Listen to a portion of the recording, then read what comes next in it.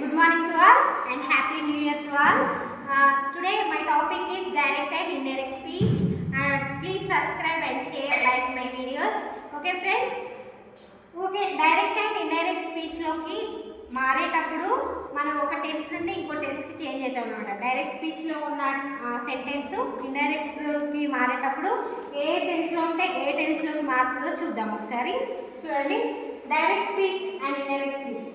First direct speech లో present simple present tense లో ఉందనుకోండి సెంటెన్స్, అది ఇండైరెక్ట్ గా చేంజ్ అయ్యేటప్పుడు సింపుల్ పాస్ట్ లోకి చేంజ్ అవుతుంది. దీని స్ట్రక్చర్ ఏంటి యాక్చువల్గా? Subject, verb 1 and object. ఇది గుర్తుపెట్టుకోవాలి. ఇలా ఉందనుకోండి ఈ సెంటెన్స్ ఫస్ట్ ఏ టెన్స్ లో ఉందో ఐడెంటిఫై చేయాలి మనం.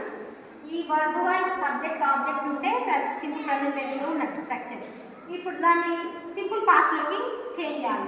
దీని స్ట్రక్చర్ ఏంటి? Subject, V2 and object. ఓకేనా? ఫస్ట్ మనకి స్ట్రక్చర్స్ గుర్తుండాలన్నమాట. అప్పుడే మనము డైరెక్ట్ స్పీచ్లో ఉన్నదాన్ని ఇండైరెక్ట్ స్పీచ్లోకి చేంజ్ చేయొచ్చు. మళ్ళీ ప్రజెంట్ కంటిన్యూస్ టెన్స్లో ఉందనుకోండి డైరెక్ట్ స్పీచ్లో ఆ సెంటెన్స్, మనము పాస్ట్ కంటిన్యూస్లోకి చేంజ్ చేయాలన్నమాట. ఈ స్ట్రక్చర్స్ ఏంటి? Subject, am, is, are and object, V4 and object. అలా మీకు గుర్తుకు రావాలి ఆ సెంటెన్స్ అది ఏ టెన్స్లో ఉంది. ఫర్ ఎగ్జాంపుల్, ఇప్పుడు ఐ యామ్ ఈటింగ్ బనానా ఉంది.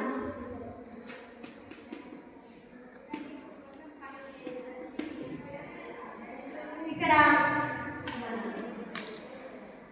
ఇది V4 యామ్ వచ్చింది. సో ఇది ప్రజెంట్ కంటిన్యూస్ టెన్స్లో ఉంది. మీకు తర్వాత ఒక సెంటెన్స్ ఎగ్జాంపుల్ చెప్తా చూడండి.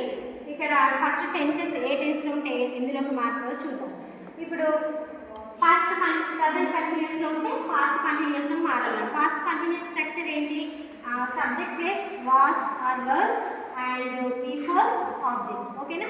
నెక్స్ట్ ప్రజెంట్ పర్ఫెక్ట్లో ఉంటే పాస్ట్ పర్ఫెక్ట్లోకి చేంజ్ చేయాలి. నెక్స్ట్ ప్రజెంట్ పర్ఫెక్ట్ కంటిన్యూస్లో ఉంటే పాస్ట్ పర్ఫెక్ట్ కంటిన్యూస్లోకి చేంజ్ చేయాలి. సింపుల్ పాస్ట్లో ఉంటే పాస్ట్ పర్ఫెక్ట్లోకి చేంజ్ చేయాలి. నెక్స్ట్ పాస్ట్ కంటిన్యూస్లో ఉంటే పాస్ట్ పర్ఫెక్ట్ కంటిన్యూస్లోకి చేంజ్ చేయాలి. మళ్ళీ డైరెక్ట్ స్పీచ్లో విల్ ఉందనుకోండి వుడ్గా చేంజ్ అవుతుంది. షెల్ ఉందనుకోండి షుడ్గా చేంజ్ అవుతుంది. పెన్ ఉంటే ఫుడ్, మెయిన్ ఉంటే మైండ్, మస్ట్ ఉంటే హ్యాడ్. ఇండైరెక్ట్లో మారేటప్పుడు ఇలా చేంజెస్. ఇంకా కొన్ని చేంజెస్ చూడండి. ఇక్కడ డైరెక్ట్ స్పీచ్లో నవ్వు ఉందనుకోండి, ఇక్కడ డెన్ అయితే ఇండైరెక్ట్ వచ్చేది. హియర్ ఉంటే దేర్, ఎగ్జామ్ ఉంటే before or earlier. Next today, tonight ఉంటే that day, that night. Tomorrow ఉంటే the next day, the following day. Yesterday ఉంటే the previous day, the day before. Next last month ఉంటే the previous month. Next these ఉంటే that or those. ఇలా change అయ్యాయి అనమాట. Okay, ఈ tips సింపుల్గా గుర్తుపెట్టుకుంటే మీరు డైరెక్ట్ స్పీచ్లో ఉందనుకోండి దాన్ని ఈజీగా ఇండైరెక్ట్లోకి చేంజ్ చేయొచ్చు. ఓకేనా friends? Thank you for watching my video.